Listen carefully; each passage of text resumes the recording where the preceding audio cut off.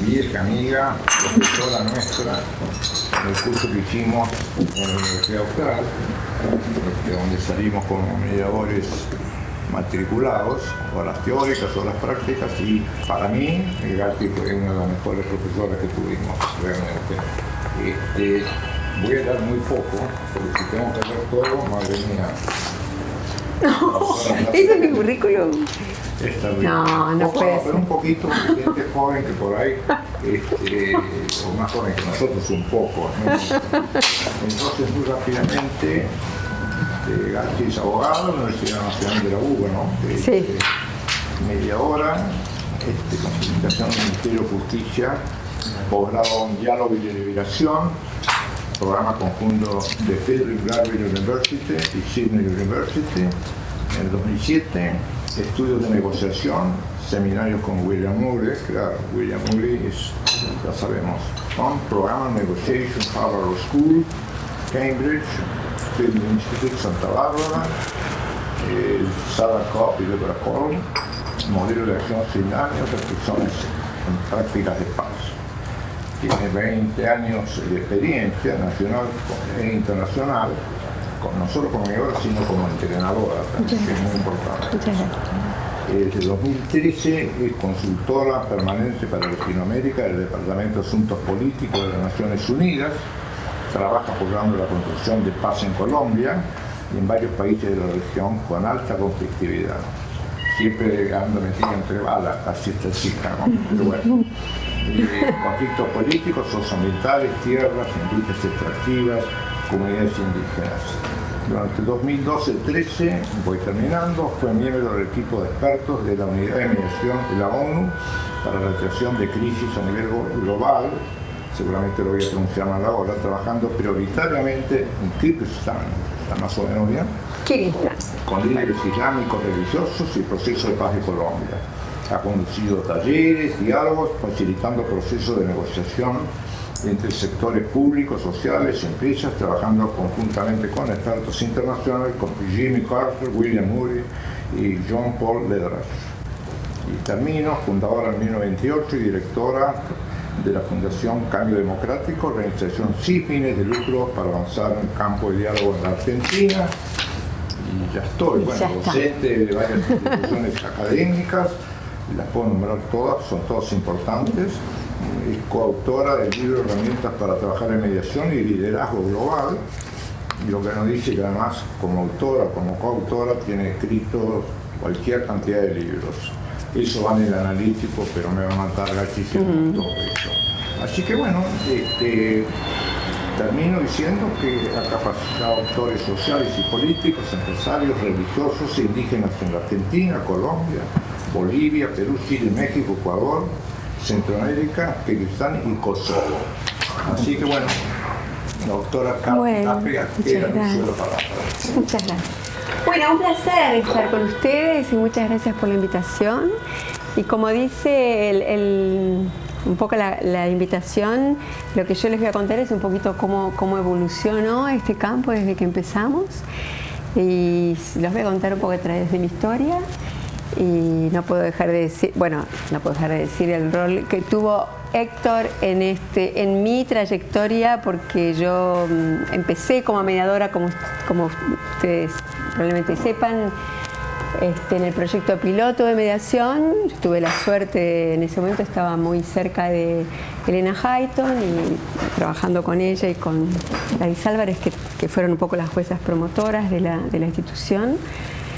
Así que hicimos un proyecto piloto con muy buenos resultados y después, bueno, ya perdí un poco el track de lo que fue la mediación privada, porque empecé a trabajar en esta organización, que es una organización sin fines de lucro, donde un poco lo que esperábamos era poder llevar la mediación a otros campos, más allá de lo que es el campo estrictamente prejudicial, digamos, ¿no? Y es un poco lo que quiero contarles, algunas de las experiencias, ya que ya que no sé cuánto de esto, como es un campo tan nuevo, la mayoría de ustedes conoce. Y antes de que se me vaya, lo quiero presentar a Juan Dumas, que está acá en la mesa, porque yo lo lamento, no te lo dije, pero lo tengo que decir, porque además, gracias a Héctor, nos conocimos con Juan, y con Juan muy jovencito, recibido de abogado, ayudamos a abrir esta organización y empezamos abriendo camino a machetazos, como decimos, y a llevar esta práctica, porque digamos es una institución cuando hablamos jurídicamente y está regulada y tiene procesos más formales, pero en realidad el espíritu de lo que generamos con un campo como este son procesos de cambio, procesos de transformación, donde la necesidad de ponerse de acuerdo es indispensable, digamos, para que los conflictos no escalen de una manera destructiva, ¿no?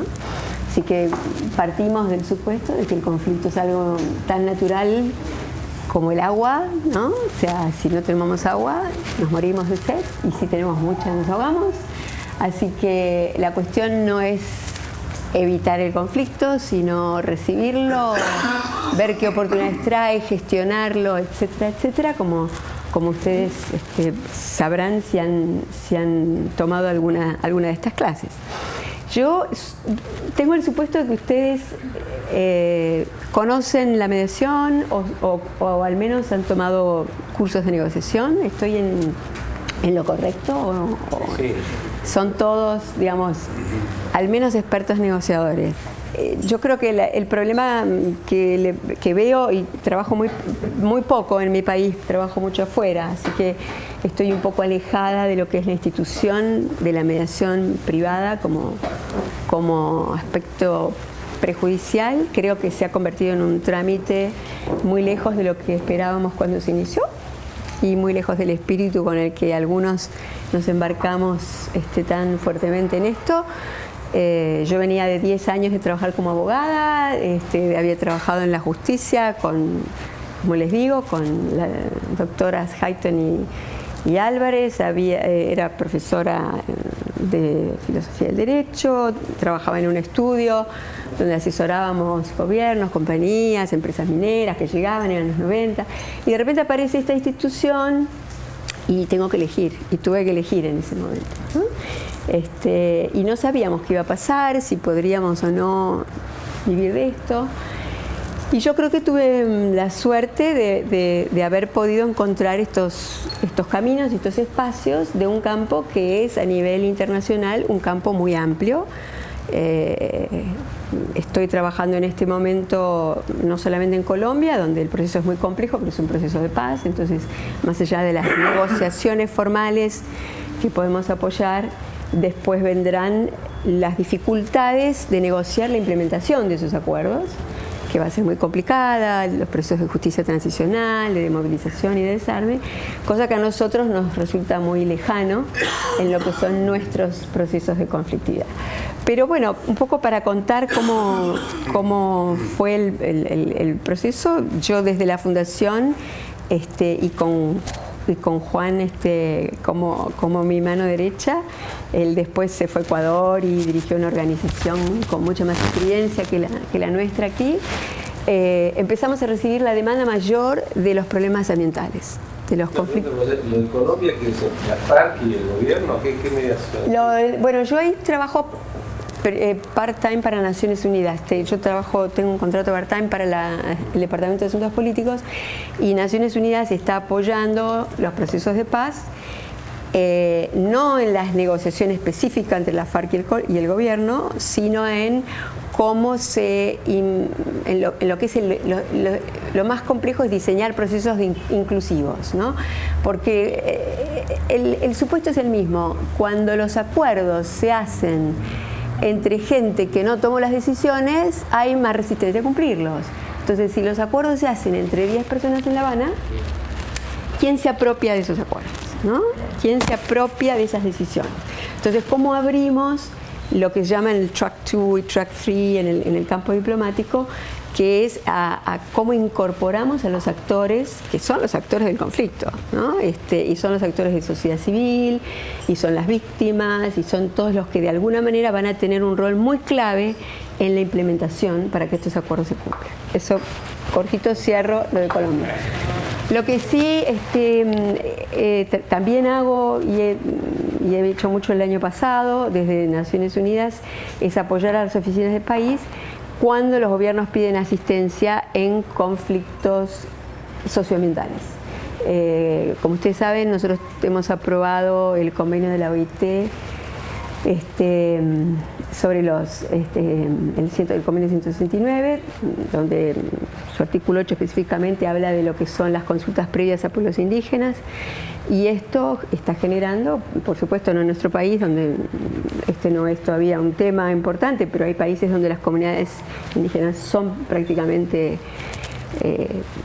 un alto porcentaje, donde no son mayoría, donde ahora los países se ven obligados a implementar esto y es de una enorme conflictividad. Entonces, no es tan sencillo como tener una parte y la otra cuando hacemos una mediación interpersonal.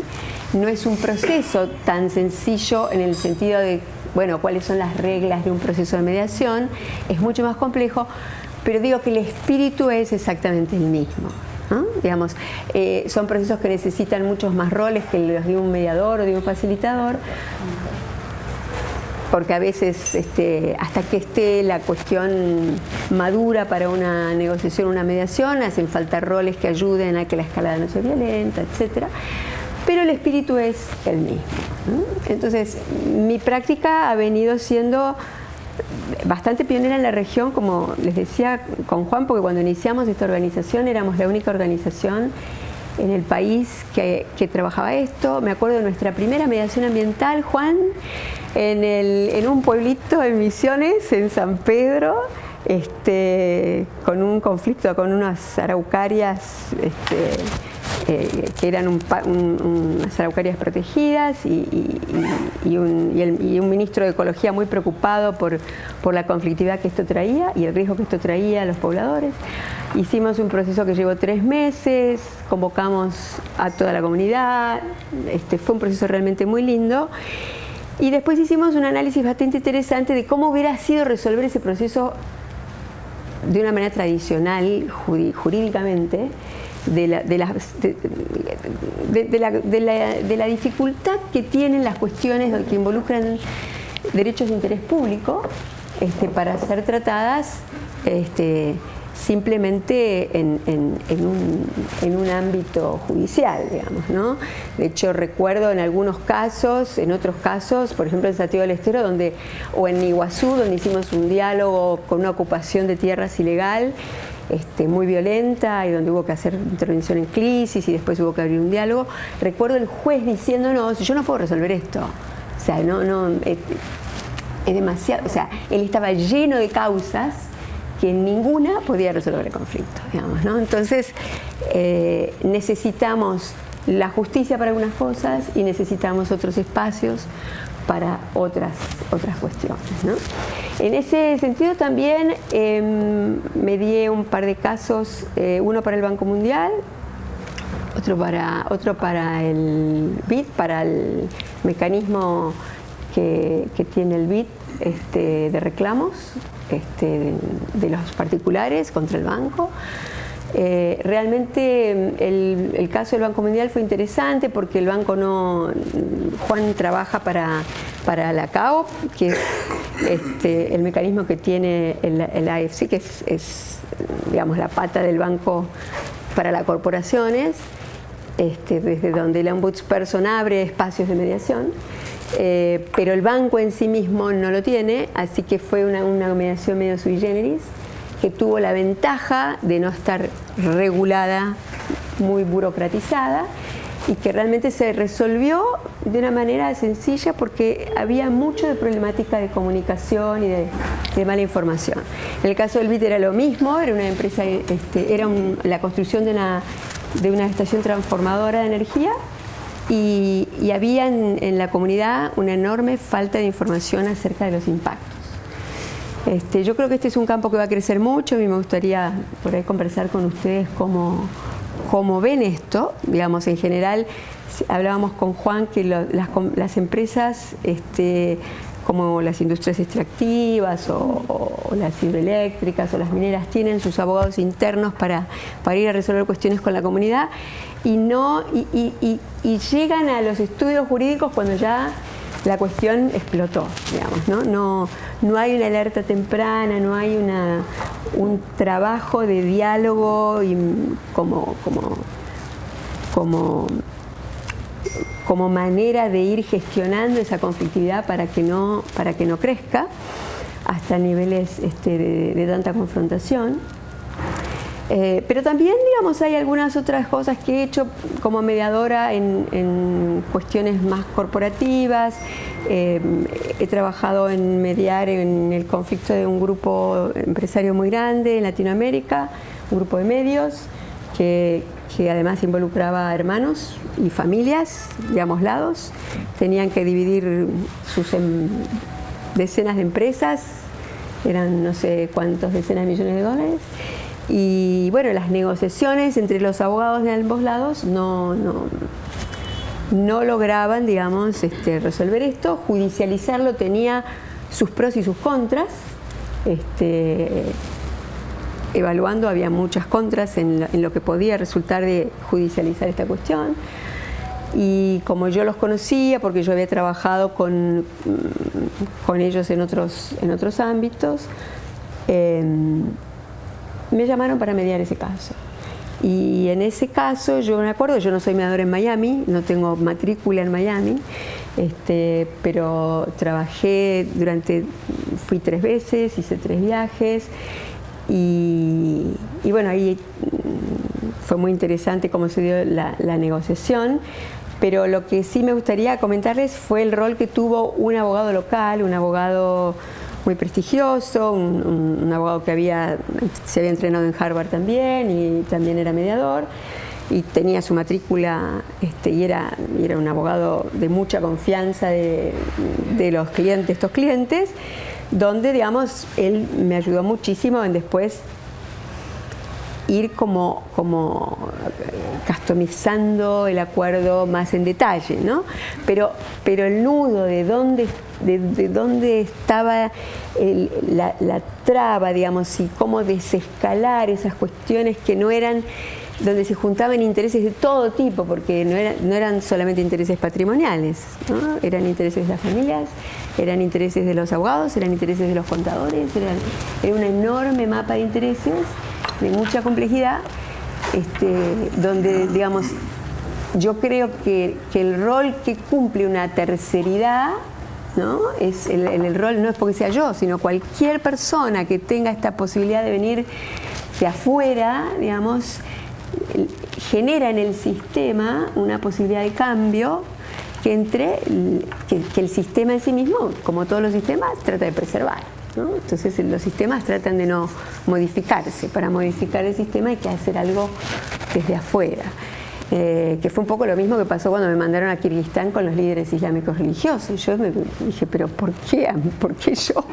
Porque a mí, soy mujer, no tengo nada que ver, tengo que estudiar el Corán, tengo que estudiar el Islam, soy una argentina cristiana, ¿no? Bueno, por eso, porque sos tan lejana y estás tan lejos de ellos que no sos una amenaza, ¿no?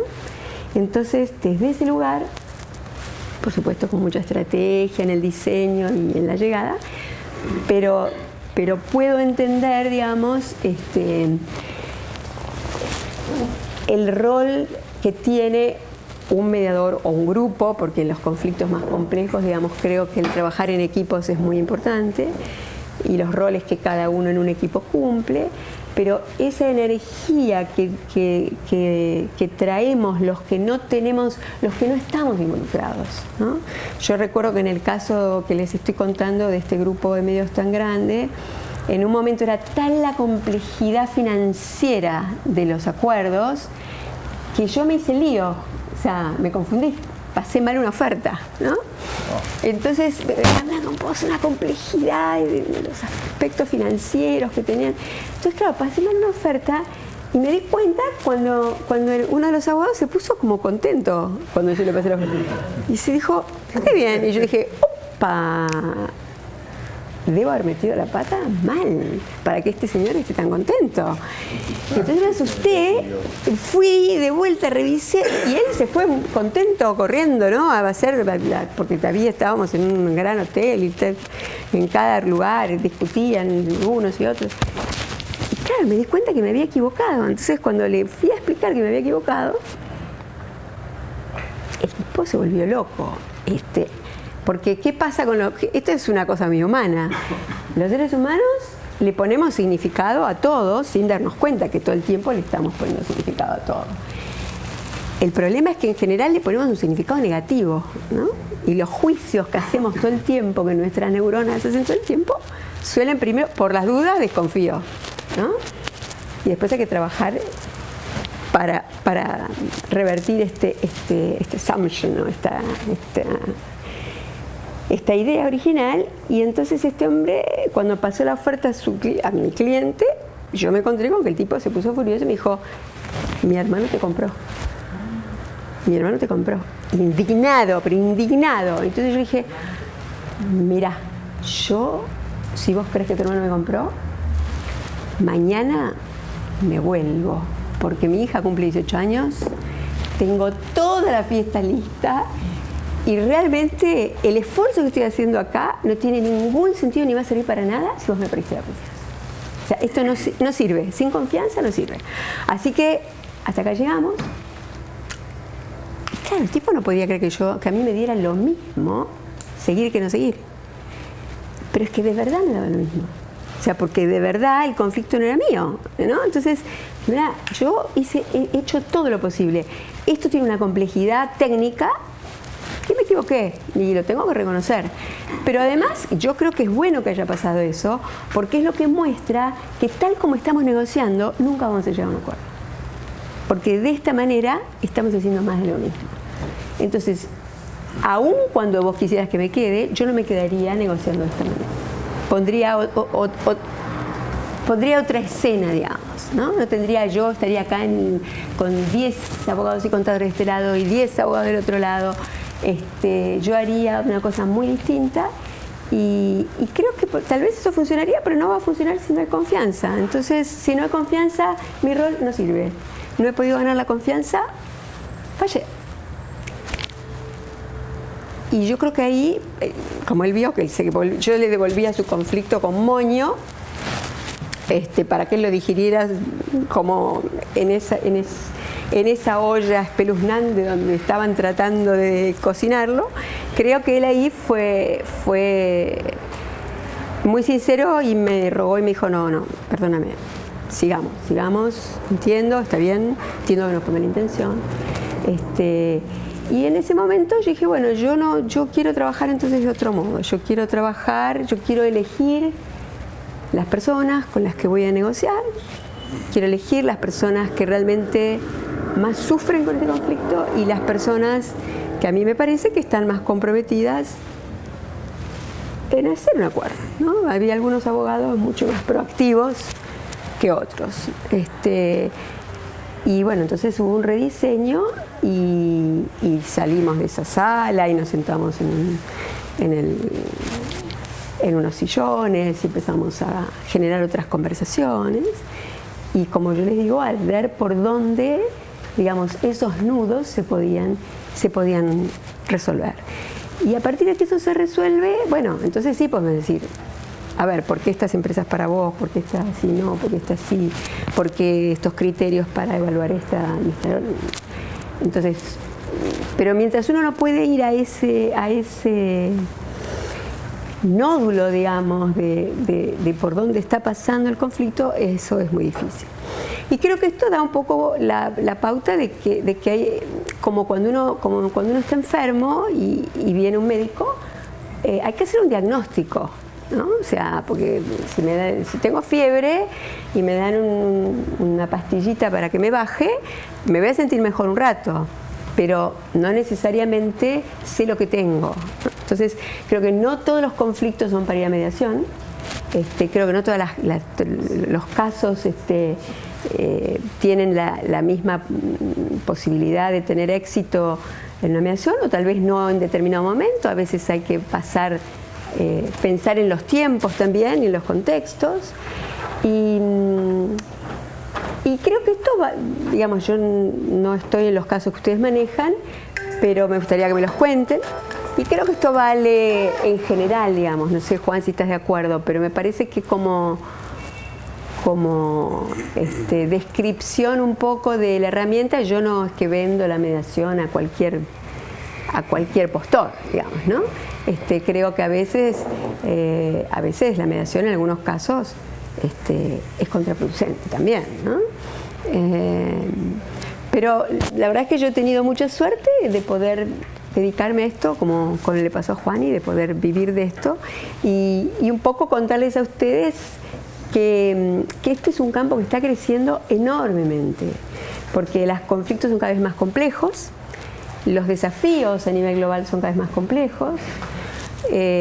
Las empresas, me imagino que van a tener que ir modificando también sus estrategias en la medida en que la tecnología avanza, la información avanza, las legislaciones avanzan. Y en ese sentido me parece que la manera en que gestionamos los conflictos también tiene que sofisticarse, ¿no? Y nosotros sabemos que el ámbito judicial es indispensable, pero no siempre es el único en el cual los conflictos pueden transformarse de una manera constructiva, y como buenos asesores de nuestros clientes, yo entiendo que lo que ayudamos es a que resuelvan sus problemas y se queden satisfechos con esa resolución. Así que bueno, yo paro aquí un poquito y abrimos un poco la conversación, porque si no, la atención... Bueno, está abierto el diálogo entonces. Vivimos un proceso de hiperregulación en el cual el Estado se extralimitó en algún sentido en esta forma de regular la mediación, y hoy se convirtió realmente casi es un procedimiento formal y obstaculizante, sí, y de sometimiento no solamente a las partes sino a los abogados e incluso a los mediadores, que hoy mediar en vez de ser una cosa fácil se convirtió, somos especialistas en hacer actas y formularios y tarea compleja. Qué horror. Perdón. Tarea cada día más compleja. Qué compleja, horror. ¿no? Entonces el mediador se fue de la mesa. Se fue de la mesa para concentrarse en hacer un acta y se desnaturalizó. Yo creo que el Estado tiene que tener su lugar y dejar a los privados vivir su vida siempre y cuando obviamente no se trastoque el orden público, etcétera, etcétera, ¿no? Por ejemplo, se acaba de crear una polémica, yo creo que va a ser muy polémica, ley de conciliación en el ámbito de consumo. Ah, sí, me enteré. La cual con mi yo sobrino. participé de estos cursos, aprobé los cursos, oral y escrito, y no fue bien. Pero estoy pensando seriamente si quiero hacerlo, pero en el cual hay como una bajada concreta de alguna manera ser casi un asesor del consumidor, con un abismo así una frontera no muy definida, o sí definida en exceso. Pero quiero decir que hay por ejemplo, tenemos regulaciones hoy que sancionan a los mediadores casi por cualquier cosa, que nos ponen, digamos, estamos totalmente sometidos. Dejó de ser esto algo ameno y fácil, ¿sí? No sé si tenía noticias del tema, ¿no? Me contó mi sobrino, que está aquí, que ha tomado cursos de mediación y arbitraje y trabaja en un estudio también importante. Así que algo conozco, pero no estoy en el tema. No, lo que quería agregar que Maximiliano fue de los pocos que se animó, lo hizo con fuerza, en exponer públicamente lo que había pasado, porque se sintetizaba que prácticamente tenías que tener como una oficina en Puerto Madero, más o menos, en vez de facilitar las cosas al mediador, eran todos obstáculos burocráticos. La norma esa fue muy perjudicial, ya había entrado la mediación en la Argentina por la ventana, la mediación obligatoria, y esto fue un golpe, creo que no me equivoco, Maximiliano, ¿no? En lo que digo. Sí, yo tengo impugnado judicialmente toda una cadena de resoluciones. Somos, bueno, yo 35 más, pero la causa se llama Pejkovic y otros contra mi Ministerio de Justicia. Y la verdad que no me imaginé que iba a encontrarme con esto, pero lo consideré como un deber republicano, ¿no? Porque realmente no reclamamos dinero, ni honorarios, ni nada, sino que estamos reclamando libertad de trabajo. Qué interesante, qué interesante. Así es. Sí. No sé si eso bueno, tenías poca noticia, veo, entonces no Sí, no tenía mínima noticia. ¿Cuál crees que es el rol del Estado? Entonces te pregunto, para en vez de contarte una pena, ¿cuál sería para vos, cuál es el rol del Estado en la mediación? Si fuera un periodista te preguntaría eso, ¿cuál crees que es el rol? Y yo creo que el rol del Estado tiene que ser muy cuidadoso y, digamos, cuanto más burocratizamos estos procesos, más los combatimos. No digo que no haya algunas regulaciones mínimas. Nosotros, recuerdo las discusiones que teníamos hace más de 20 años sobre el tema de que no podía la mediación ser obligatoria, digamos, porque por definición la mediación es voluntaria y en cualquier caso, digamos, cuando trabajamos en contextos donde no tenemos este problema, tenemos otros, como sabemos, Juan. No tenemos el problema de que nos ponen una regulación, pero sí tenemos el tema de, bueno, ¿cómo hacemos para que la gente venga cuando no quiere venir? Que un poco creo que fue la razón de poner la mediación obligatoria, fue decir, bueno, pongamos una audiencia, nos decían, pongamos una audiencia obligatoria para que la gente se entere, porque en ese momento la mediación no se conocía, entonces la gente se va a enterar, les vamos a contar y ellos van a decidir sí o no. Esa fue la justificación inicial, porque si no nadie va a ir a mediación, porque como nadie la conoce, nadie va a ir a mediación. No sé qué hubiera pasado, lo que sí sé es que eso tenía un sentido cuando nadie conocía el instituto. Dejó de tenerlo completamente cuando la institución ya es conocida, digamos. Entonces, los procesos de mediación se han dado informalmente toda la vida, digamos. Los seres humanos no nos hemos matado porque ha habido seres en el medio, ¿no? Desde la maestra de la escuela, los padres de la familia, digamos. O sea, hay personas que se ven en las situaciones de estar en el medio de estas energías conflictivas y hacer algo.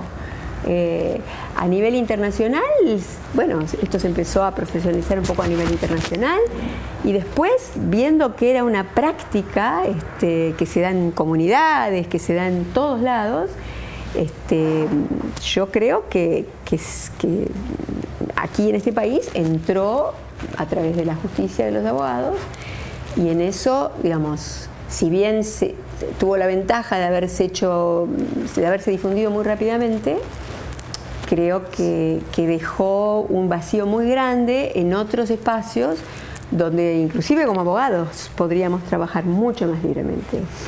Pero me gustaría, Juan, que antes de irte me comentes, a ver, tú porque estoy pensando en cómo podrían ellos como abogados, pensando, bueno, cómo salimos del sistema que está tan encorsetado, a tantos otros ámbitos donde estos roles son necesarios. Y son necesarios también, obviamente, con la visión del derecho, porque el derecho es la alternativa, digamos, ¿no? Y es la medida del poder de los actores. Entonces, no digo que seamos los abogados los únicos que tenemos que hacer mediación, no, depende de los contextos. Nosotros estamos entrenando líderes religiosos en lugares donde ellos son los únicos que pueden por lo menos poner la cara para convocar, para generar confianza, más allá de que después haya equipos que los asesoren como mediadores. Pero digo, nosotros dos somos abogados, pero hemos dejado de ser abogados para meternos en este campo y me gustaría escucharte, como Juan ha seguido mis pasos y yo ahora sigo los de él, digamos, ya estamos en una paridad de condiciones. Estoy muy orgullosa de Juan, que empezó a trabajar conmigo cuando tenía 23 años. Bueno, apuntar al padre a ver qué opina un poco. Bueno, me da un poco de vergüenza, pero yo sobre su pregunta estoy de acuerdo con lo que decís. Yo creo que hay evidencia muy clara de que cuanto más tratás de regular este campo, este instituto de la mediación, más lo ahogás.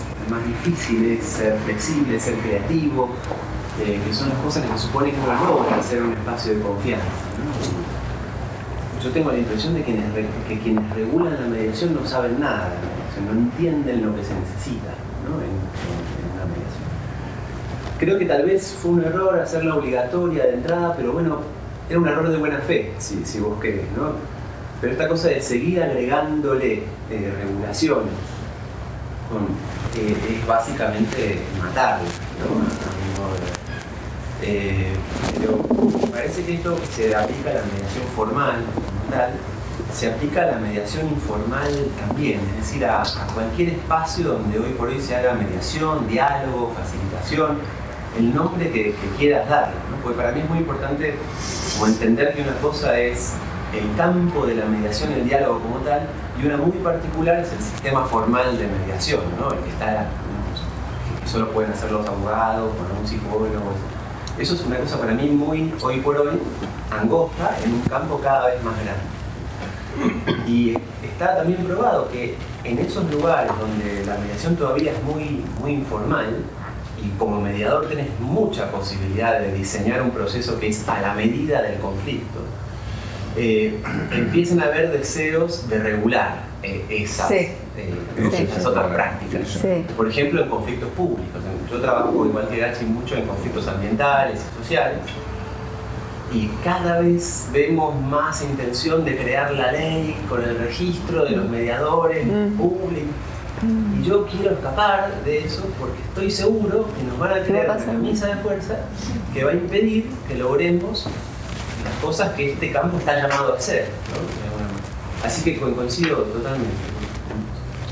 Yo quería preguntarte, ¿de qué manera te imaginas, a través de tu experiencia profesional, sobre todo a nivel internacional, se puede estimular la manera de solucionar de manera extrajudicial los conflictos de los más diversos que someten en general las partes a nuestra consideración? Lo que hoy vemos en el sistema, y tomando un poco la pregunta que vos habías hecho, es que el sistema no conforma. Y tal vez no conforma por una cantidad de factores importantes. No conforma porque por ahí nosotros los abogados no elegimos al mediador especialista y con conocimiento en la materia que es objeto del debate entre las dos partes, de modo que le aporta además conocimiento técnico al debate. Por ahí el sistema no triunfa porque finalmente nadie va como con la condición o el estímulo de decir vamos a solucionar un conflicto, sino vamos a hacer un trámite, a cumplirlo, cerrarlo, levantar el acta e irnos. Y además tampoco le veo demasiado estímulo económico, porque finalmente, digo, para los profesionales involucrados en la materia, tampoco es que ninguno obtiene un rédito que lo estimule personalmente a decir vayamos a solucionar los problemas del cliente.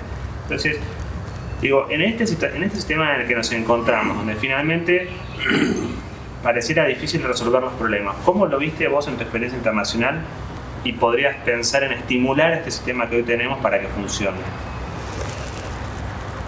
Mira, tomando también un poco lo que dice Juan, yo creo que la esperanza está donde hay posibilidad de flexibilidad y creatividad.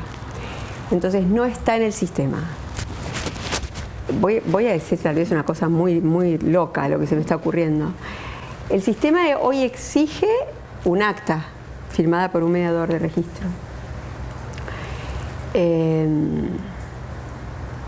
Yo me pregunto, ¿qué pasa si uno trabaja al margen del sistema?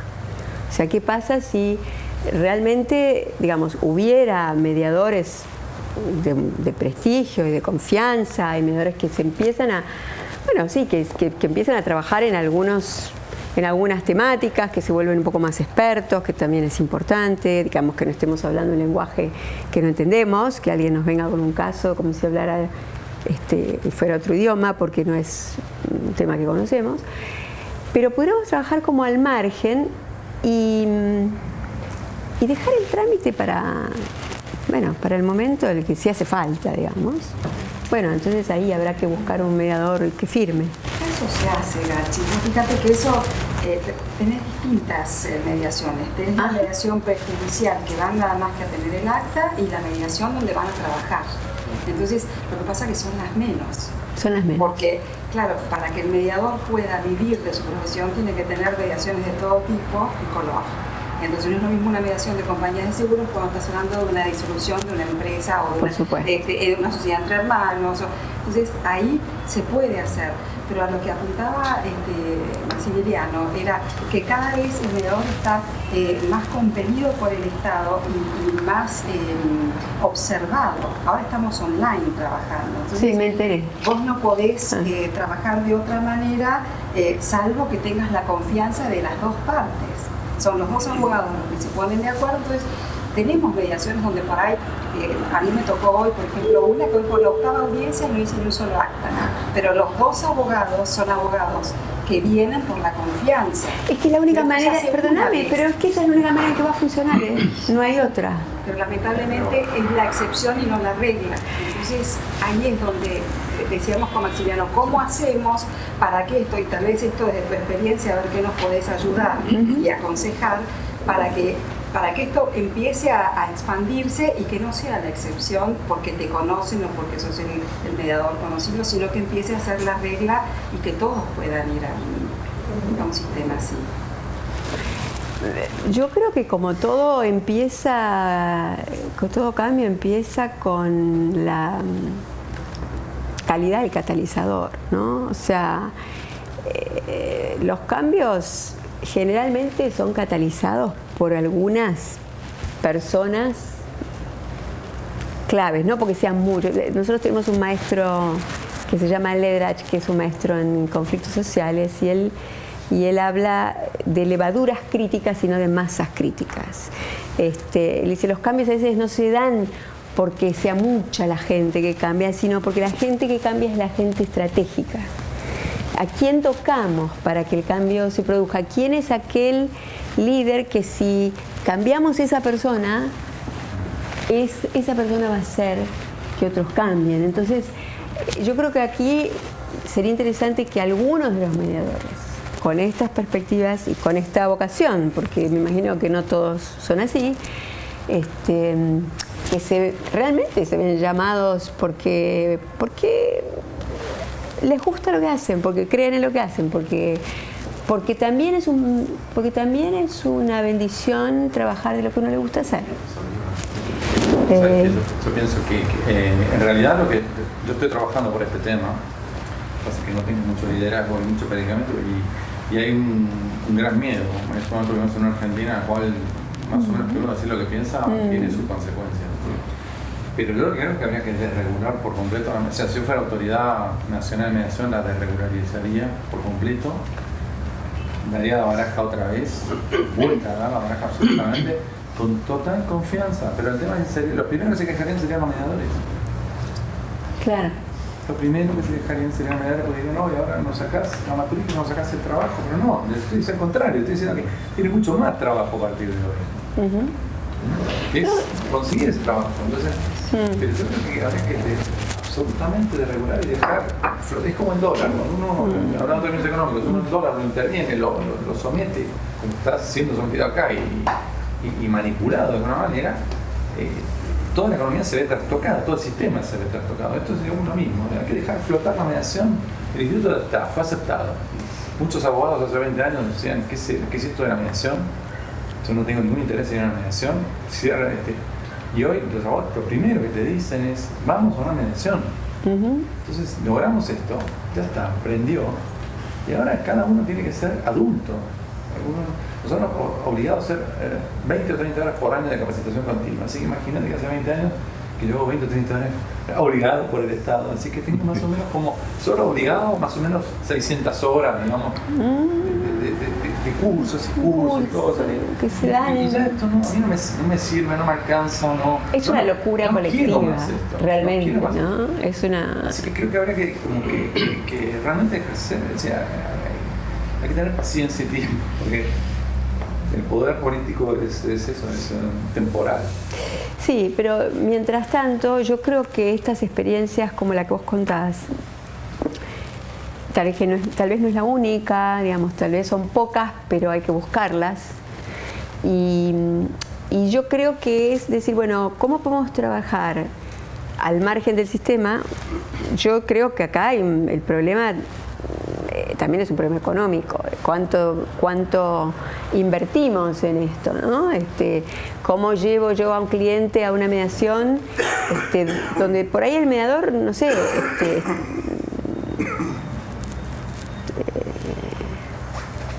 no sé si podemos hablar de mediadores que no estén matriculados, pero por ahí el mediador ha dejado de cumplir con todas las formalidades, se cansó de los cursos, no tomó más cursos, ya no tiene la matrícula, yo no tengo la matrícula en regla, digamos, yo le pedí que me la suspenda porque estoy trabajando afuera, pero digo, si tengo que decir cuántas horas hice en los últimos 15 años, no me la van a dar nunca de vuelta. Entonces, tal vez algunos de los que se cansen del sistema puedan empezar a ayudar a armar otro, ¿no? Sí.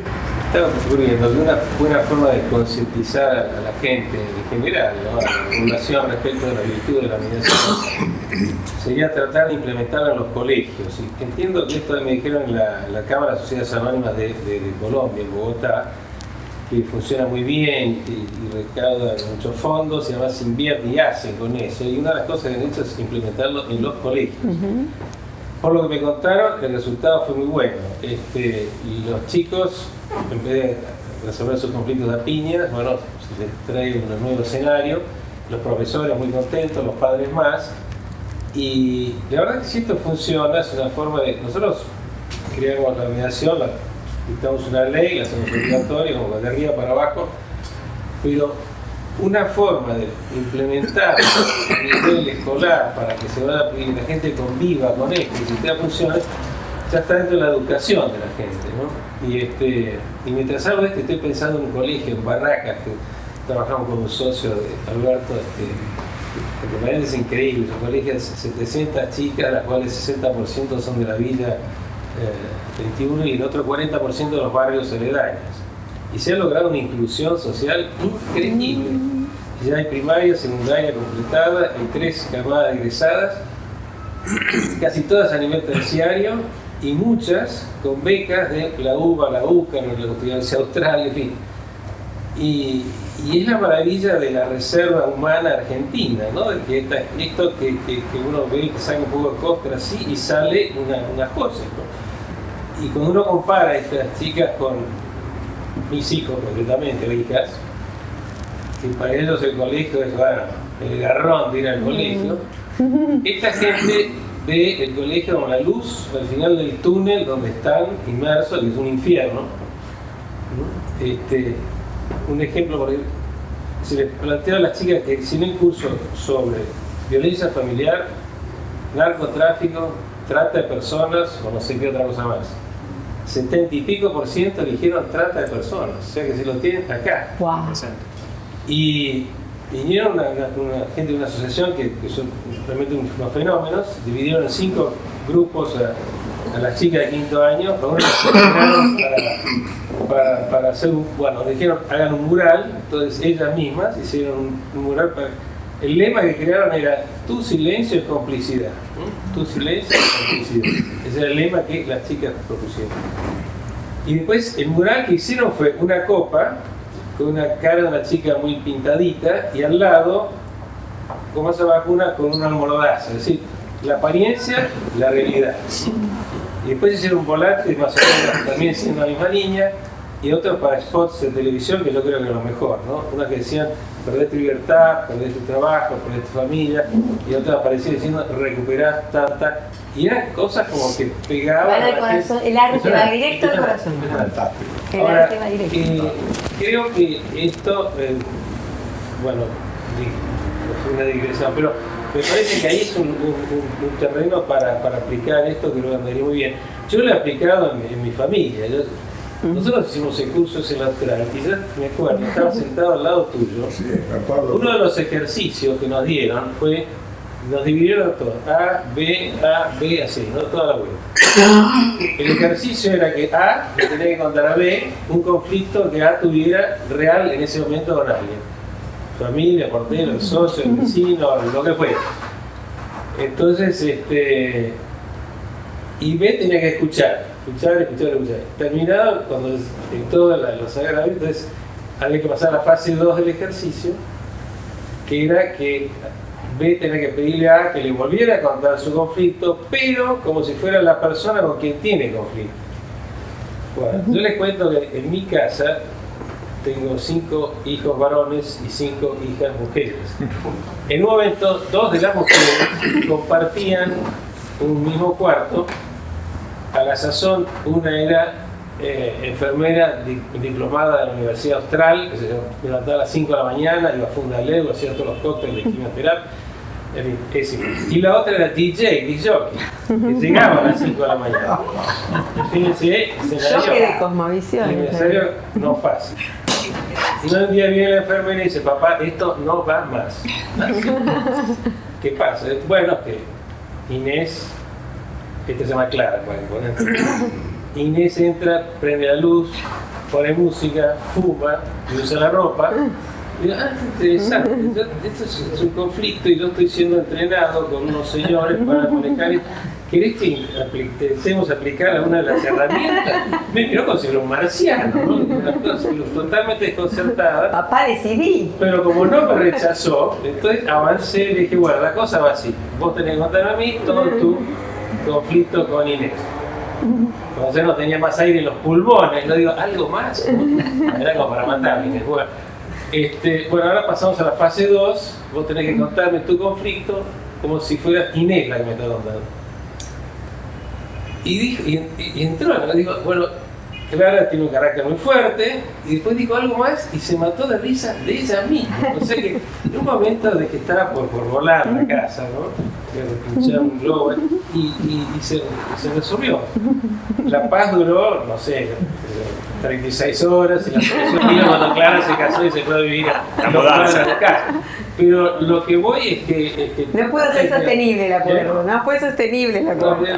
Estuviste vivo, vos llevaste la escuela de Harvard a tu casa. Era como la cáscara de la naranja. Sí, pues todos son todos, yo creo, herramientas muy buenas y prácticas. Y si uno las usa con las cosas que tiene a mano, pues el conflicto familiar, de hijos, de negocio, lo que fuera, creo que vale la pena. Pero me parece que el apuntar a los colegios como para ir creando la conciencia, transformar una cultura. Es una cosa que viene de abajo para arriba, y bueno, ya lo tenemos de arriba para abajo, pero creo que es un desafío divertido también. Yo creo que se están haciendo algunas experiencias acá. Es un gran adelanto lo que vos contás. Hace unos años era impensable, porque normalmente los abogados pasan por la vía de la mediación y como para ir directamente, según la cláusula que tengan, al arbitraje o a la justicia, ¿no? Y eso empieza a cambiar y se toma conciencia de la importancia de la mediación, que es negociación, en definitiva. Creo que sería fantástico, así que lo que están contando ustedes, acá el obstáculo máximo es el que Maximiliano señala, es decir, la intromisión del Estado realmente hasta los últimos extremos. Que averigüemos quién hizo toda la legislación esta, más a tener la respuesta automática. No vamos a hablar de política acá porque no vale la pena, ¿no? Ahora, ¿qué pasaría, por eso preguntaba yo, si se empezara a generar un grupo de mediadores que quiere trabajar de otra manera? Está en el sistema, no puede irse del sistema, pero puede ponerse al margen en algunas cosas, digamos. Bueno, tal vez no me interese continuar teniendo la matrícula de mediador. Me interesa generar una institución y una práctica que realmente funcione transformando una cultura, resolviendo los conflictos de una manera más satisfactoria. Sabemos que el impacto de esto en la sociedad es muy importante. Y cuando esto no es posible, está bien, siempre está la posibilidad de ir y hacer un acta y con un mediador que cumpla con todas las cuestiones del sistema. Yo me imagino que esto tendrá sus costos económicos, pero digo, para mostrar al Estado que hay que desregular, también es importante explicarle y mostrarle algunos resultados de qué pasa cuando trabajamos de otra manera. Y yo no sé si hay espacio, estoy muy fuera del contexto y por ahí estoy pensando en algo imposible, pero si yo tuviera que trabajar hoy como mediadora con estas construcciones, yo no creo que podría seguir dentro del sistema. Yo creo que me iría, como les decía, me iría más a trabajar a espacios donde empezar a concientizar esta herramienta en otros ámbitos, colegios, empresas,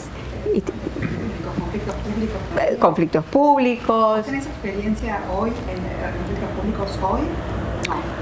Sí, yo tengo, toda mi experiencia son conflictos públicos. Hoy, acá, bueno, en realidad yo en Argentina no trabajo, porque como trabajo en conflictos públicos es más difícil.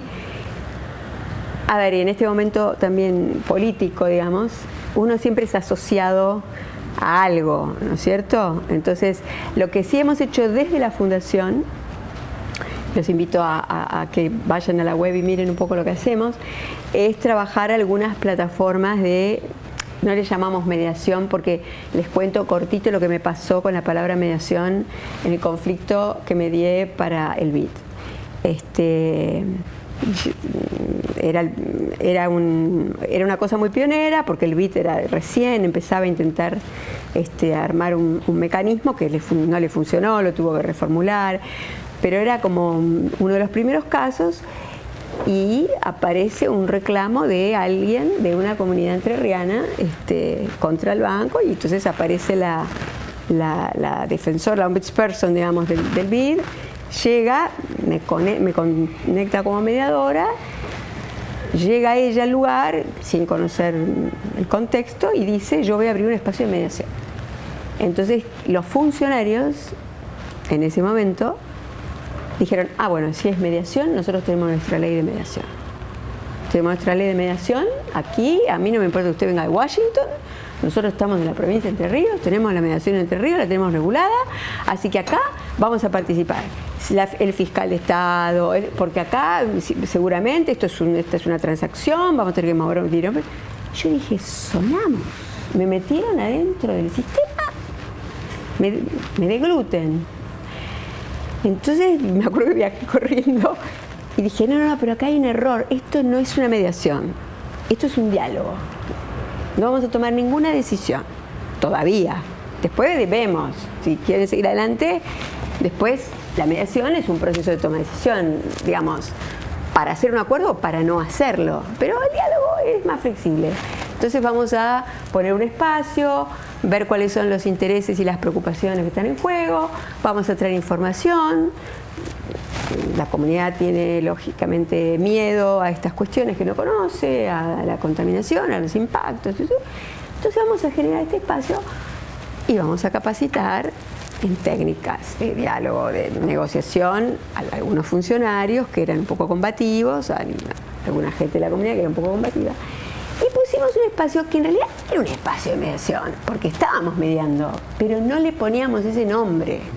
Porque solamente lo que hoy significa mediación en este marco, ¿no?, institucional, regulado, con formalidades, ya nos encorsetaba y no nos dejaba libertad de acción. Entonces, el reto es cómo nos escapamos del sistema.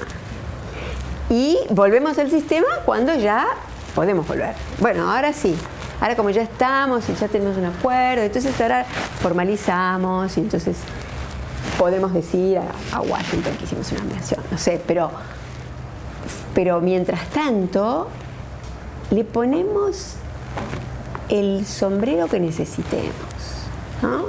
Entonces ustedes pueden hablar de prenegociación, de premediación, ¿no?, de negociaciones facilitadas, para que nadie diga: estos están haciendo mediación ilegalmente, no sé. Pero le ponen un marco en el cual ustedes saben que están haciendo eso, pero están protegidos, digamos. Y cuando llegue si el acuerdo llega y se formaliza o no llega y hay que ir a la vía judicial, bueno, ahí se recurre, digamos, a lo que la ley requiere. Y mientras tanto me parece que el advocacy, ¿no? La incidencia de algunos mediadores que, digamos, que pueden mostrar, hay un estudio del PNUD sobre la mediación y muestra, digamos, dónde funciona, dónde no funciona. Creo que hay muchos casos de estudios, por ahí estudios grandes que no pasan por esa estadística porque no llevan los casos a la vía judicial, porque por ahí la llevan al arbitraje directamente. Pero hay como muchos argumentos de por qué este instituto no funciona. No funciona. Entonces, con esa base y con alguna... Yo me acuerdo que cuando empezamos tuvimos tanta resistencia. En esa época yo era secretaria de Elena Hayton. Entonces dijimos, bueno, vamos a probar si esto funciona.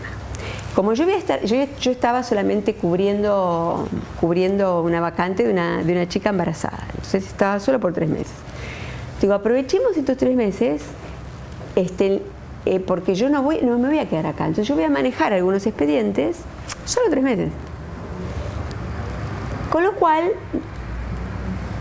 digamos, si bien estamos en un juzgado, vos sos la jueza y yo voy a estar acá como tu secretaria, la gente, yo de entrada le voy a decir que yo en un ratito me voy. Entonces no tengo ningún poder, no tengo ninguna incidencia. Pero vamos viendo si funciona la herramienta, ¿no?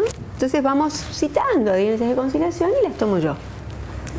Y cuando yo me presento digo, miren, yo no soy nadie, básicamente, y estoy acá solo para ayudarles, a ver si llegamos a un acuerdo, y si no, bueno, nada, el proceso sigue. Y me acuerdo que cuando terminamos esos 3 meses, teníamos, yo no me acuerdo, exactamente el porcentaje de acuerdos, pero era cerca del 90%. De causas que se habían terminado, de juicios que se cerraron con un acuerdo. Que, como decía Elena, no es lo mismo que si la audiencia la tomo yo, porque es como el rol de un árbitro, digamos, ¿no? El rol de un árbitro es muy parecido al rol de un juez, porque yo puedo estar frente al árbitro que me está haciendo un intento de componer, pero si yo sé que finalmente el árbitro va a decidir, no le voy a mostrar ni un poquitito de lo que el otro puede tener alguna razón, ¿no? No le voy a mostrar ni un poquitito de lo que yo puedo no tener alguna razón. O sea, todo el patrón de interacción frente a un árbitro y frente a un juez es similar. Yo tengo que convencer a quien toma la decisión de que yo tengo razón. Porque así está planteado, digamos. Entonces, la mediación rompe ese patrón porque el mediador no toma la decisión, no la toma. Y lo dice de entrada. Y tiene muchas herramientas para que la gente la tome junta. Habrá algunos más manipuladores que otros, digamos, pero formalmente el mediador genera un espacio donde tanto la confidencialidad como esta situación de ustedes están porque quieren, se van cuando quieren, acá no hay nada forzado, no hay nada, ¿no? Estamos flexibles, estamos en un espacio de confianza y yo voy a tratar de ayudarlos en algunas cosas que ustedes tal vez por el lugar de estar no pueden ver. Bueno, a mí me parece que eso fue un poco lo que nos dio la convicción de que la mediación iba a funcionar. Claro, no imaginamos hasta qué grado se iba a desnaturalizar. Pero quiero decir que empezamos probando con lo que teníamos a mano, que eran las audiencias de conciliación que los jueces podían convocar. Y la jueza diciendo, no la voy a tomar yo, porque si la tomo yo, la gente me va a querer convencer de que tiene razón, por más que sea una audiencia de conciliación, ¿no? Entonces tomala vos, que no sos nadie, que te vas ¿no? Que decís, bueno, yo estoy manejando este expediente unos 3 meses. Y de esa manera pudimos comprobar que el instituto podía funcionar. ¿Qué tipo de conflictos eran? Bueno, era un juzgado civil. Civil, no, familia. Sí, era un juzgado civil, no, era patrimonial. Estuve de relator en la Cámara cuando estuve con Gladys Álvarez y estuve en el juzgado de Elena cuando estuve con él. Pero vos ahí funcionabas como mediadora. Sí, pero yo no decía que era mediadora. Yo era una empleadita del juzgado, digamos. Yo, Todas las técnicas de... aplicando todo lo que nos habían capacitado, veíamos a ver si esto iba a funcionar. ¿Y Entonces, los que iban te veían a vos como mediador? no, me veían como una funcionaria que llegaban esperando que los atienda el juez y aparecía yo. Primero había una enorme resistencia. Y yo decía, bueno, pero hoy la doctora no puede, en todo caso la próxima nos atiende ella, pero probemos. Lograban la apertura. Y era una confianza total. Era una confianza total, porque yo no tenía ninguna investidura, no había ninguna formalidad. Hay una propuesta de hacer mediación intrajudicial. Lo que pasa es que los jueces están muy resistentes a eso. Pero la idea de los mediadores es que haya mediación intrajudicial y que un mediador, que el mismo mediador que tuvo la mediación judicial u otro, o el que el juez decida, pueda asistir a las partes antes de la audiencia de conciliación. Antes de la audiencia los jueces formal. no quieren, porque dicen, no, es más, la respuesta es, no, pero si mis secretarios son 2 mediadores, y lo que decimos nosotros es, sí, serán mediadores los secretarios, habrán hecho el curso, serán mediadores ellos en su forma de ser, pero las partes, cuando van, la gente no se va a abrir, porque saben que esa persona es la que después va a tomar la decisión. Bueno, o va a eso voy. Por eso yo lo pude hacer, porque yo me iba. Yo no iba a tomar la decisión. Interesantísimo. Interesantísimo, muy interesante. Y fíjate que el proyecto piloto que hicimos era un proyecto donde tuvimos que capacitar a todos los jueces para ver qué casos eran aptos para mandar a mediación, porque como la mediación no se conocía, nadie iba a traer un caso a mediación. Entonces los únicos que nos podían mandar los casos eran los jueces. Los mismos jueces, claro. Entonces todos los casos que tuvimos en el proyecto piloto eran casos que enviaban los jueces. Todos. Y era muy interesante porque se había armado un grupito de jueces muy entusiasta, digamos. Había otros que no querían saber nada, que sentían que perdían totalmente control de su caso, y había otros que desesperadamente decían, tomen esto, ¿no? Agarren esta pelota. O sea que tal vez es interesante cómo la mediación se inició aquí, en su parte de piloto, con casos que los mismos jueces derivaban a mediación y los sacaban del sistema, de lo que era el palacio, ¿no? Y nuestra oficinita era una oficinita que ni siquiera estaba en el Palacio de Justicia, que la teníamos muy en un lugar donde todo era informal, ¿no? Todo era informal, todo el ambiente era muy informal.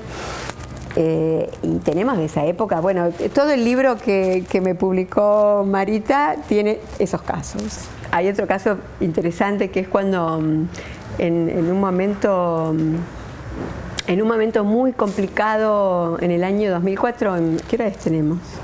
Ya termino con esto. En Venezuela, cuando Chávez todavía no aceptaba el referéndum revocatorio y tenía, digamos, una oposición muy fuerte y había se había dado hacía poco el golpe de Estado, entonces había un odio brutal y estaba la comunidad internacional participando y había riesgo de guerra civil y entonces estábamos ahí como estaba la OEA, estaba en Naciones Unidas, estaba el Centro Carter trabajando como para tratar de generar los acuerdos para el referéndum revocatorio, y en esa campaña electoral recuerdo que los medios tenían un rol tremendo como oposición, digamos, ¿no? O sea, después Chávez tomó todos los medios, pero en esa época todos los medios eran opositores. Entonces Carter estaba muy preocupado de que en ese marco de la campaña la violencia escalara muchísimo, porque ya se habían encontrado armas en los canales, situaciones de amenazas muy fuertes por parte del gobierno a los dueños de los medios, y entonces decidió hacer una reunión cumbre entre Chávez y Cisneros, que era en ese momento uno de los opositores, el opositor más importante. Iba a ser una reunión secreta que después se filtró, pero entonces me llama Cisneros para ayudar, porque él no quería juntarse con Chávez. Lo que pasa es que no se le podía decir que no a Jimmy Carter. Entonces la importancia del convocante en algunos casos, ¿no? Que no es este caso. Pero digo, a mí el cuento, un poco escuchando lo que decías de tu hija, fue cómo, digamos, preparar a una persona, que yo preparé a esta persona durante 2 días, para sentarse con su enemigo, adversario, y poder tener una conversación constructiva, ¿no? Y pasar no solo por todos los pasos de la negociación del famoso libro, sí de acuerdo que habla un poco de los elementos de la negociación, sino de cuáles son las herramientas para trabajar con las personas, ¿no? Porque estamos trabajando con personas, ¿no?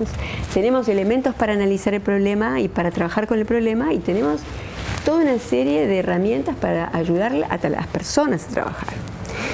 Y nosotros también somos personas y hacemos parte de ese sistema. A veces nos olvidamos, nos parece que nosotros estamos afuera completamente y nos pasan cosas, y tenemos que estar como muy atentos a cómo nos impactan nuestros propios juicios y nuestros propios... Pero la verdad es que esto funciona, y cuando funciona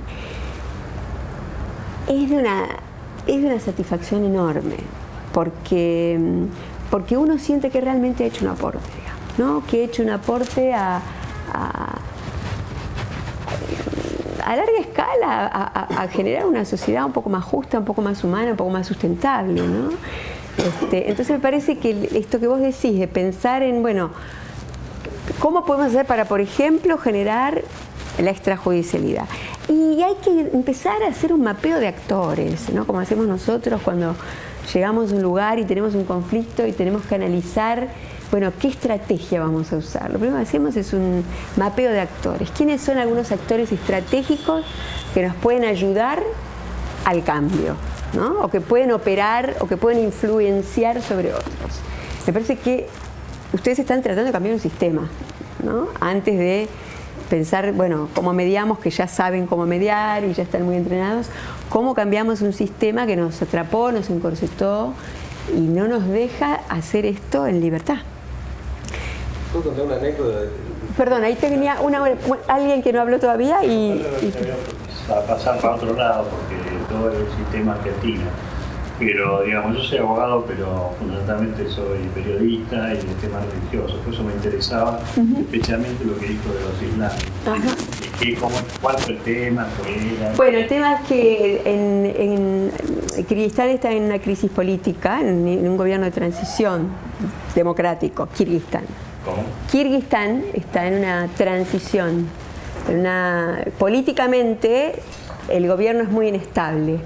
Entonces, cada crisis política genera, sobre todo en el norte, donde yo estuve, en la frontera con Tayikistán, como allí todavía, digamos, las comunidades son tribales, ¿no? Entonces, se generan unas escaladas de violencia tribal y la gente sale a matarse, ¿no? Es una cosa tremenda. Entonces, la estrategia de Naciones Unidas es decir, bueno, a ver, digamos, es una estrategia macro que tiene muchísimas aristas de intervención, pero una es esta de pensar quiénes son las personas, pensando en los elementos de la mediación, ¿no? ¿Quiénes son las personas que pueden generar confianza, que pueden ser para la gente suficientemente legítimas para operar sobre estas personas, para que sean ellos los que faciliten o medien el diálogo en estos momentos? Entonces, lo que yo llevé allá, después de haberme leído el Islam y el Corán, vestida de musulmana, todo lo que hubo que hacer para llegar, digo que fue bastante difícil para mí también, ¿no? Es muy, muy duro.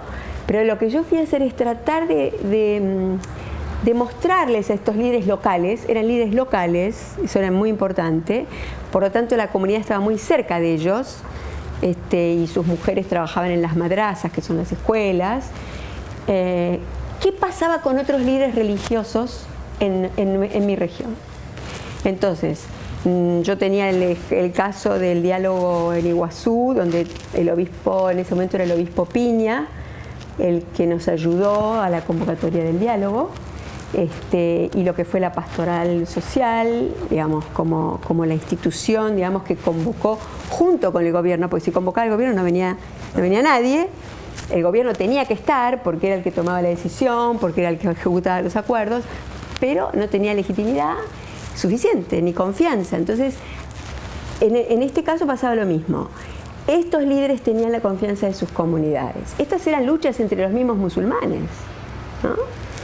Entonces, en Perú se estaba dando una mediación por un conflicto muy grande en el caso Conga, que es un conflicto minero que llevó a una crisis política del país. ¿Y quiénes eran las personas con mayor confianza en las comunidades? Eran los sacerdotes, 2 sacerdotes, eran en quienes la gente podía confiar para convocar. Los sacerdotes no tenían técnicas de mediación, tenían sus con recursos internos, digamos, ¿no? Su trabajo espiritual, su trabajo con las comunidades. Entonces, a esos actores los apoyábamos, los apoyan equipos de mediadores que los ayudan en el diseño, en las técnicas que pueden usar, etc. Entonces, esto es lo que yo hice allí y llevé, por ejemplo, estos casos. De hecho, llevé un video donde estamos con Silvina en Misiones, que es otra mujer. Con mi equipo de la Fundación Cambio Democrático éramos 5 y eran 3 mediadores de una fundación de mediadores en Misiones. Éramos un equipo de 8, pero las que liderábamos éramos 2 mujeres, ¿no? Yo era la directora en ese momento de Cambio Democrático y Silvina de la Asociación de Mediación. Entonces, las poquitas mujeres que estaban ahí, que eran 3 de las esposas, todas tapadas, ¿no? Y todas, vieron ese video y vieron el rol que nosotras como mujeres cumplíamos y dijeron, esto nosotros lo podemos hacer. Sino cristiana, Entonces me acuerdo que fue una de las cosas que hicimos. Yo tenía una chica jovencita conmigo que era mi mano derecha, que era una chica canadiense que tenía un novio pakistaní y se había convertido al islamismo. Nunca supe muy bien si era de verdad o era porque estaba enamorada de este chico y porque era una manera de hacer un trabajo social que a ella le importaba hacer con las mujeres, ¿no? Pero para estos líderes, ver una chica joven de Occidente también era una manera de entrar nosotras generando confianza. Entonces, el espacio de la confianza es clave. No hay confianza, no hay proceso. Por eso, el rol de la persona es clave. Esto yo creo que por lo que los cuentos que yo tengo de la mediación acá, bueno, cada uno tiene su mediador, digamos, ¿cómo voy a tener mi mediador? ¿No? Esto es lo que yo le explicaba a mi cliente cuando me contrataba para la división de sus assets. Yo no soy tu mediadora, pero soy tu mediadora, no te ayudo. Soy mediadora del proceso. Vos tenés tus negociadores, tus abogados de confianza, tus counselors, tus coaches, lo que quieras. Pero yo no soy tuya, yo soy del proceso. Entonces eso es lo que genera el cambio del sistema, esa intervención de un tercero en el que todos pueden tener confianza. ¿Por qué? Porque sea suficientemente lejano o porque sea cercano, porque en el caso de los islámicos eran líderes locales, pero son suficientemente cercanos a la población como para sentir que conocen la problemática, que conocen por lo que pasan, que conocen su sufrimiento, ¿no? Para generar esa empatía, que es otra de las características de nuestro rol. Confianza, paciencia. Mucha paciencia es fundamental en la mediación. Sí, mucha paciencia. Mucha paciencia que a veces uno la pierde y tiene sus recursos para es difícil saber qué hace con eso y vuelve. Esto es como cuando uno estudia teatro y prepara el personaje y después tiene que salir de ese rol, ¿no? ¿Alguna otra pregunta? Yo soy de pastoral social y trabajo en comunicación también, hago varias cosas. Ajá. Y estoy en contacto con los líderes COM. Quisiera saber cuál fue su trabajo con la mediación. Mira, yo no he trabajado con comunidades indígenas aquí, pero la fundación lo está haciendo. Yo he trabajado, bueno, me tocó ahora ir a Chile con el conflicto de los mapuches, que es muy grave en Chile, es muy, muy, muy fuerte, pero no he trabajado con las comunidades aquí. Y y sé porque justo una de las directoras que empezó trabajando conmigo hace mucho tiempo en Naciones Unidas, es una de las que lleva el programa de los indígenas. Así que te puedo poner en contacto con ella porque me parece que... Está muy trabado. Realmente no quieren recibirlos. ¿No quieren? No quieren recibirlos. Están en la 9 de julio. Sí. Porque son todos cómplices que están ahí en la 9 de julio. Hay de todo, hay gente que vaya, apoya. Esto pasa siempre. En el caso que yo les cuento de Iguazú, los ocupantes ilegales que ocuparon 2.000 hectáreas a 10 minutos de las cataratas, era de todo, había de todo. Había familias que vienen desesperadas, migrando de otros lugares porque Iguazú es el único lugar donde trabajo. Había punteros políticos, había gente que ya tenía su tierra, pero vio que ahí había una tierra y realmente fue un proceso muy complejo por esto, porque tuvimos que hacer un censo. El primer acuerdo fue hacer un censo para ver quién de verdad, con criterios que acordamos en el proceso, quién de verdad necesitaba esa tierra. Debe haber una enorme cantidad de intereses mezclados ahí. Y entonces, ¿qué pasa? Eso también boicotea mucho el tema de legítimo que hay detrás, porque viene la ilegitimidad y coopta la legitimidad, ¿no? Claro. No, el gobierno o otros intereses. Bueno, de todo. Opositores al gobierno que encuentran una buena vía. Claro, hay que hacerlo en estos casos, en estos conflictos sociales. Lo que hacemos, como digo con Juan, porque trabajamos de la misma manera, es primero no entramos de entrada a decir vamos a mediar. Hacemos un análisis. Porque es como les digo, es como un médico. Un médico tiene que hacer un diagnóstico para ver cuál es el tratamiento del conflicto. O sea, el conflicto duele, por eso a veces lo asemejo a la enfermedad. Pero digo, si uno no entra y no hace una evaluación y no hace un diagnóstico y no evalúa los intereses que están en juego y no pone ciertas reglas y no prepara a la gente, esto no funciona milagrosamente, porque ahora viene uno a dialogar. Me pasaba en Colombia el año pasado, ¿no? Que estaban, claro, las FARC atacaban las infraestructuras petroleras, entonces frente a los ataques brutales baja el ministro, ¿no? Baja el ministro, firma cualquier cosa y se va. Y entonces, obviamente, no es que se continúa el diálogo, porque acá estamos hablando de conflictos estructurales muy grandes. Uno resuelve la crisis como si dijéramos los 40 grados de fiebre, pero después hay que ir a trabajar, hay que trabajar la enfermedad. Entonces yo le decía al ministro, pero es que si ustedes ven lo que hacen, ustedes están diciéndole, haceme un atentadito para que yo vaya, porque si no, no me voy a molestar hasta ahí.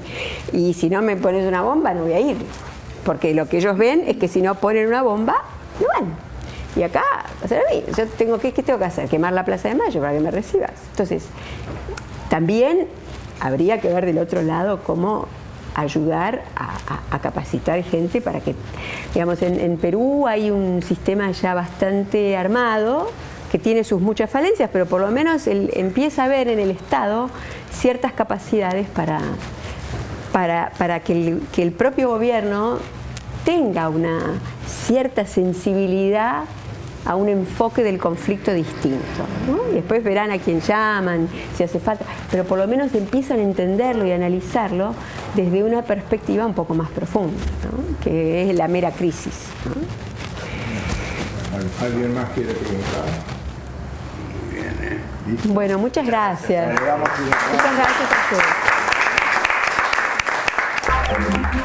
ustedes.